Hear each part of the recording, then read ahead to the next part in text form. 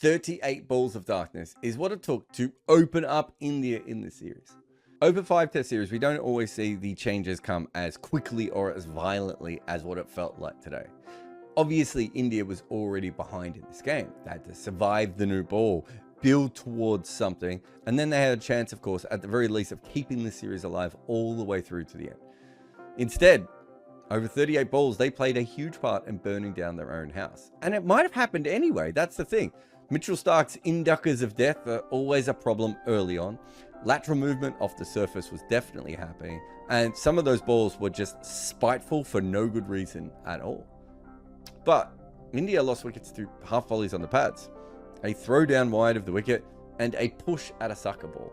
That is quite a self-inflicted way to open up a test that was on the verge of drowning.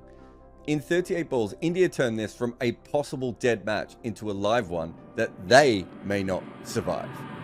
A few years ago, I realized that trying to find the best stories in cricket was impossible for any fan. I even tried to get funding to make my own cricket Huffington Post.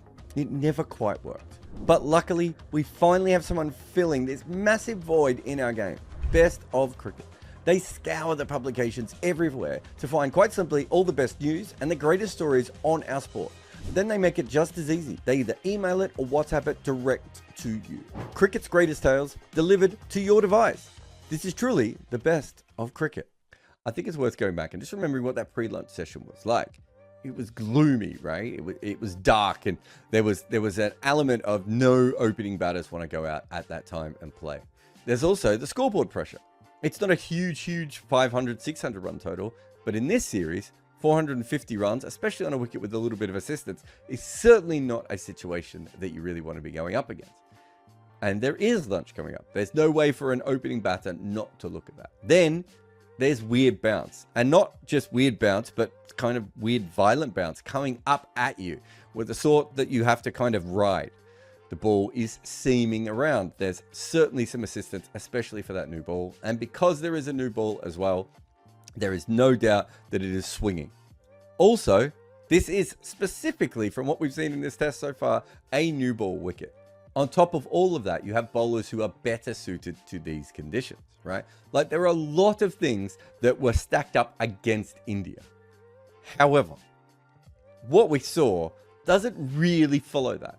Like, for instance, Jaiswal walks out and decides to attack the very first ball.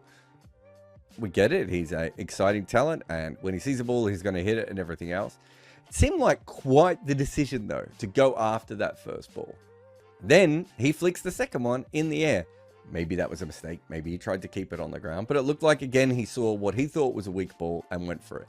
So he's basically tried to hit 2 boundaries in 2 balls. One has been sliced through the cordon, and the next one has been chipped to square leg, and he's out.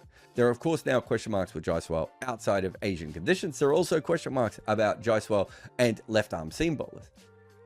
But when you watch a guy get up, basically a throwdown on leg stump, and chip it up in the air to a fielder, it's hard to think that the left-arm bowler played a huge part of things here, or the conditions. He just made a mistake, and it was a really bad one. He made 4 runs from 2 balls with 2 mistakes. But the start of the next over, we saw just how difficult this wicket could be. K.L almost lost his hand or his wrist or his arm or whatever it was. When Josh Hazlewood got the ball to bounce, I think I got this correct, 70 centimeters more than expected. The ball just cannoned into the top of his wrist, and you're suddenly thinking, they've just given away a wicket here from a very innocuous delivery. And yet this pitch is spiteful and is very well suited to the Australian bowlers, and K.L already looks like he might have lost his hand. Like, that was a nasty delivery to get. And yet, before and after this, we have Shubman Gill, who tries to drive his first ball away for a boundary, exactly like Jaiswal did, and then tries to do it again from his third ball.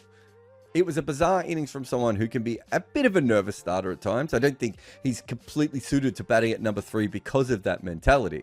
But if the first one was a bit reckless, what happens when you do it 2 balls later again? It was a ball that was there to be driven, though. It was overpitched. It was wide. I find it hard to believe that it was in Australia's plan. If anything, they would have wanted it to be a little bit closer to Shubman Gill or a little bit shorter.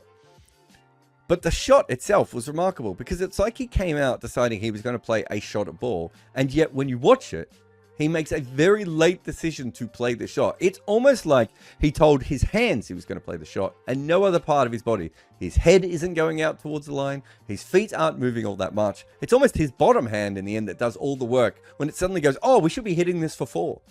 So he faces 3 balls, plays 2 huge drives, and he's gone as well. It's a very similar innings to what we saw with Jaiswal.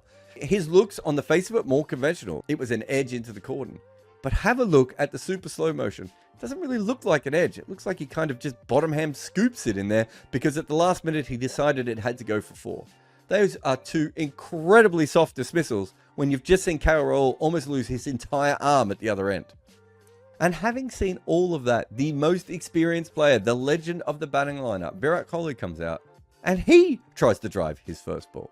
Like, I get it. Pat Cummins and the Australians worked out you needed to bowl a little bit fuller. But the dangerous full balls weren't the ones getting the wickets. And also, just because the opposition's bowling fuller doesn't mean that you have to drive every single one of them. You can leave. You can get your eye in. It's a tricky session before lunch. You've already lost 2 wickets. You don't have to drive the first one you see. Wait for the second one perhaps, which was an even better ball. Especially when Kohli gets the other end and he gets another ball that just takes off. Australia were only bowling like half volleys that India were desperate to get out to, or length balls that were spitting up. Like, it was really tough to bat. You don't need to help the opposition at any stage there. And Kohli was lucky to survive the one that spat up at him because that could have gone absolutely anywhere. At the other end, K.L is doing the exact same thing. He's trying to survive the odd ball that's pitched up. And then when he gets a ball that's overpitched, because Australia were trying to bowl full, so they were giving some error deliveries, he plays a check drive. Essentially, the difference is he doesn't go all in. He's not trying to smash it away. He's just trying to take a couple of runs from a mistake from Australia with his head over the ball and his foot roughly in the right position. It's still not easy for him. K.L still edges one towards the slips, but because he has soft hands, it doesn't carry. But the next over, when he gets another ball overpitched, he does go into a proper full cover drive. But the difference between what we saw from the Jaiswal first ball or from Shubman Gill's couple of balls is he was completely in control of the ball, got his head over the line, got his foot to it, and drove through it. It doesn't mean that he didn't have some luck to survive, because there were still things going on and there was another edge that went through the cordon. But when the ball was in his favor, he made a series of good decisions to try and get runs off it. He didn't just try and larrup it. And we get more clues the next over that this is not particularly easy when another ball gets absolutely massive on Kohli. Again, Australia is half volleys or balls just spitting up. And India look like they are riding bucking Broncos half the time when they're not trying to drive everything to the boundary. And then Australia bowl an actual proper short ball, not a ball that just leaps up. And K.L plays a fine pull shot that should go to the rope. But Stark is all over it, saves the ball, and it means that Kohli is on strike to Hazlewood. Now, this is where test bowling gets a little bit tricky, and sometimes we can overanalyze this and say they were working on Kohli just outside off stump, on a good length, occasionally with the ball rising up, getting him into a good position, and perhaps Hazlewood just bowled the sucker ball a little bit wider and a little bit fuller to see what Kohli would do. The other option is that Hazlewood just came in and just bowled the wrong ball. It was a little bit wider and a little bit fuller than what he wanted. But it didn't matter because Kohli had 3 options.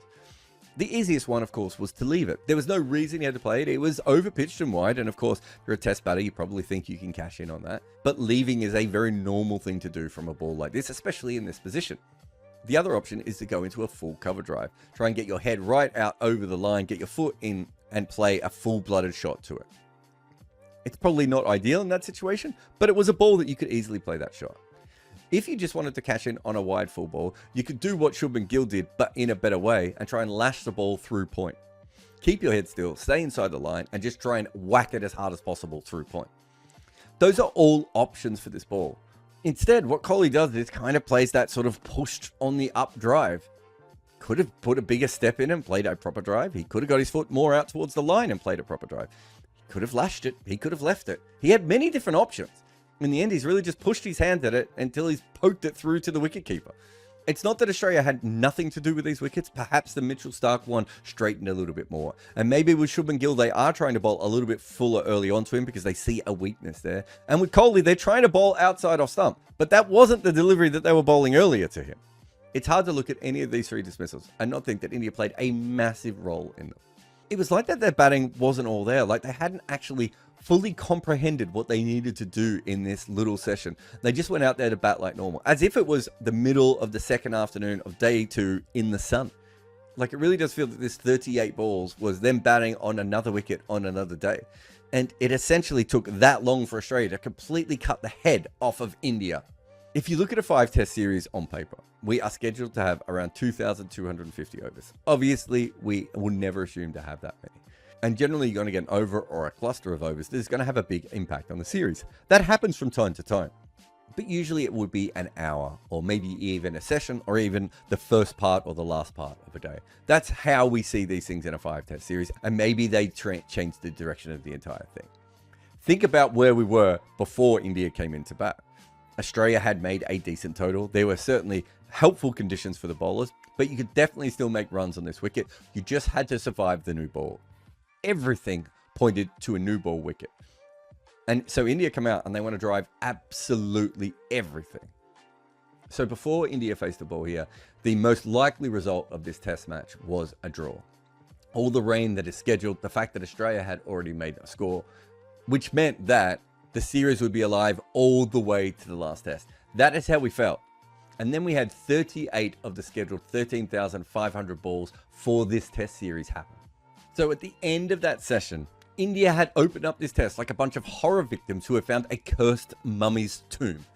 India may still survive, but in 38 balls, they turned this from a certain draw to a possible violent nightmare. It took God and the demon to build international cricket, but don't tell Johnny Best. 1882, Australia had played one test in England against the god W.G. Grace, and they sucked. So they were playing him again, and it was a tough wicket. But England was in front, so Australia was desperate for a third innings lead. At number 8 was young all-rounder Sammy Jones. After a routine single, he walks down to do some gardening on the pitch.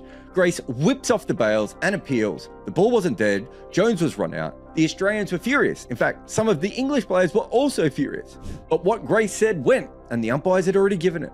Next in was Fred Spofford. He was known as the demon fast bowler. He was furious, and he let England know exactly what was coming next, which was maiden. There's 12 maidens. I can't count them all. England only needed 85 to win. W.G. Grace made 32. England only 77. That was the test where the Ashes began. Buy my book, Overthrowing Cricket's Empire, on Amazon today.